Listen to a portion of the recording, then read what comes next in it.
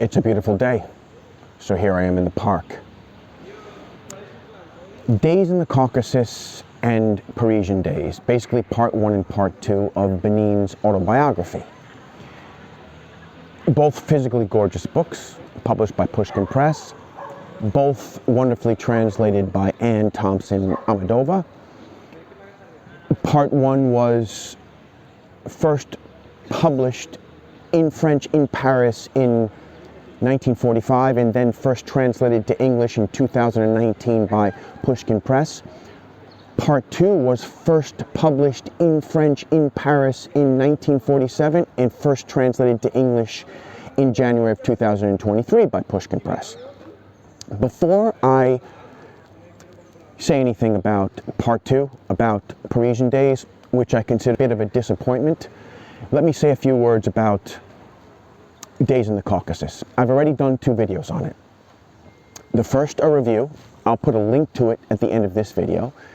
And the second video was a video of my top 5 should-be classic memoirs. Okay, and I put Days in the Caucasus as number 2, and it could very easily have been number 1. Basically, it's a stunner of a book. I read it agog. It's the story of this young Azerbaijani girl, the daughter of an oil magnate, or the granddaughter of an oil magnate. Her original name was El-Banu Asadullayeva. Okay, later she had the pen name of Banine. So she grows up in Baku, which is the capital of Azerbaijan, and she becomes a teenager just about at the time that the Russian Revolution, the Bolshevik Revolution, the October Revolution, whatever you want to call it, sweeps through Azerbaijan and basically takes away all of her many family privileges.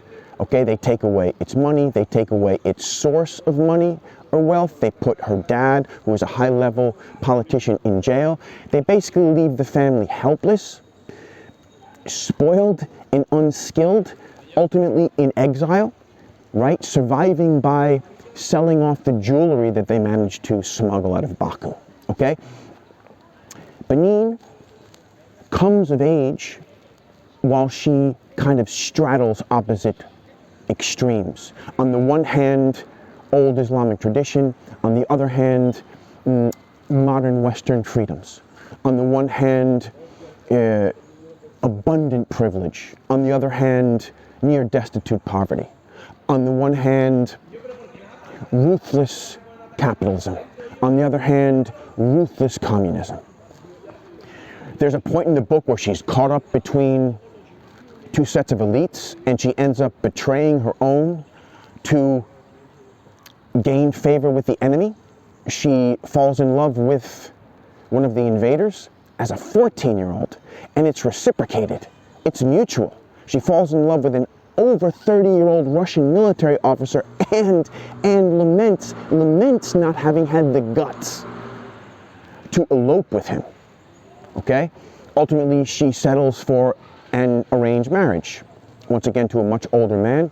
She despises this guy, she persecutes this guy. This is not a book about a victimized woman. She gives as good as she gets, and that's one of the reasons why it's such inspiring and invigorating reading.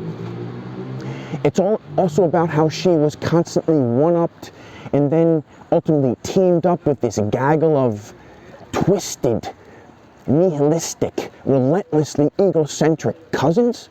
She goes on these sometimes hilarious, sometimes heartbreaking, almost always disturbing romps with them. It's about her rich inner life fed by her love of classic literature, and then ultimately she gets away. And the story ends on this beautiful note with her train arriving to Paris as she's on the cusp of a new life. And part 2, Parisian Days, picks up where Days in the Caucasus left off with a ton of momentum. Okay?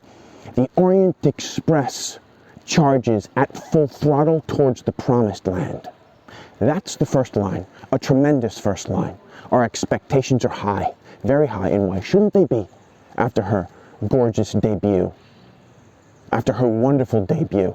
Fearless, blunt, blasé about political correctness, almost daring us to judge her.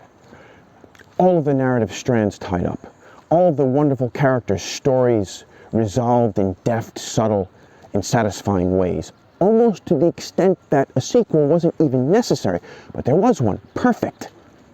Count me in. I didn't even wait for the paperback. I bought the hardcover. And then, the book jacket copy, it raised my expectations even more. It whet my appetite even more, talking about her transformation into a chic Parisian, and her mingling with Russian émigrés and Spanish artists and bohemians and contemplating love. It sounds like a book that you would want to read. But, I hate to say this, I don't know that it is. Despite her flashes of talent, despite her frankness, her self-awareness, her insights, her cultivation, her depth, I mean, I do not want to downplay her talents as a writer. She is a heavyweight. Despite all that, despite an excellent first half, a first half that seems to build us up for some kind of grand finale, the book disappoints. I mean, looking back now, it's almost as though I see the book as this kind of aimless patchwork. But like I say, she does some things really well. For example, her struggle with self-image. There's a great line in the book where she writes, "I was not my type." The type, or the fashionable type at that time, was like box thin, and she had curves. She also does a great job describing her transformation from this kind of dolled up provincial or hick into this very sophisticated Parisian under the tutelage of her cultivated stepmom. That's done very well. She does a great job drawing character. For example, in describing her brother-in-law, this bohemian Spanish artist, and her sister, in the essence of their love, how it was fraught with accusations and threats and impulsive, passionate, and sometimes exhibitionist lovemaking. And then Banine brings her father into it, how this kind of defeated man who spends all day playing the card game Patience, at first he's seen as kind of like an obstacle to this love, but then he becomes kind of like a salve. But then all of these characters, all of them are just dropped, you know? We never learn about what happens to her brother-in-law and her sister. What she does best of all, I think, is the way she describes her feisty love-hate relationship with this aristocratic bourgeois French doctor who lives in Orléans. He's milquetoast in everything except in bed, and she is repulsed by him, but also wants him to rape her. She says rape. That's the thing about her frankness, man. It's so admirable. She doesn't care what anyone thinks about her. But even that is just sort of dropped. You know, I mean, he ends it with a letter, and she cries in the coat room of this posh Parisian club. And then there's this 30-page slog in the middle of the book. Right in the middle of the book, it's like this essay, I guess. It's tonally wrong, totally doesn't fit with the rest of the book. It actually reads like a college term paper.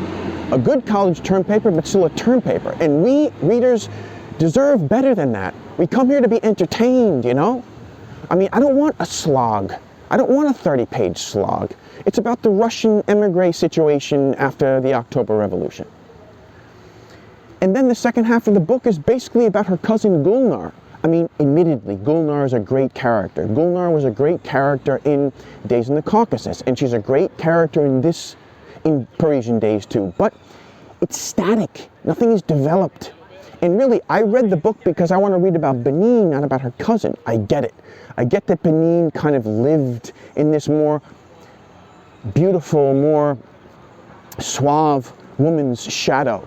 How she kind of lived off or lapped up the runoff or the glamour runoff of this woman. But, you know, even that story ends poorly. You know, she meets this rich American and then boom, it's over. You know, I'm left to wonder, like, what could Pushkin Press have done with Banine? Obviously, they had a masterpiece with Days in the Caucasus, okay? It's destined to become a classic. And the English reading public was ready for more. I certainly was. I was ready for more by this wonderful writer. They chose to publish Parisian Days. They had to know that it didn't stand up. I don't even think it comes close to standing up. They had to know it would be a disappointment, right? I don't really see how it serves her literary reputation or literature in general, publishing Parisian Days. I wonder, I mean, look, I don't know, like, copyright obstacles or anything like that, but what if they had taken on the more ambitious and difficult editorial project of creating a Banine reader? You know, obviously taking portions from Parisian Days. I mean, Parisian Days has some wonderful portions, but I heard she also wrote a memoir called I Choose Opium about her conversion to Catholicism. And I heard it was a hit in Paris when it came out in the late 50s, I think 1959. What if they had taken portions from that book too, and from other of her autobiographical writings, like what Robert Phelps, that great American editor and translator, did with the great French writer Colette, creating a kind of memoir called Earthly Paradise with portions of her autobiographical writings. I just don't think that literary presses and literary writers can get away with mediocre books. They can't get away with 30-page slogs in the center of a book. Okay, the bar is higher than it's ever been because of all the things that are drawing on readers' attention. Okay? And look, if a literary book is not doing what a literary book can do best, which is telling a story from a very distinct perspective without excess, then I will get my stories from more dynamic mediums. Okay, and I'm someone who loves books. You know, look, Days in the Caucasus was worth every single moment of reading time. I will go back to it. Worth every single moment of reading time and then some. I cannot say the same thing about Parisian Days. I just wish Banine had been curated better.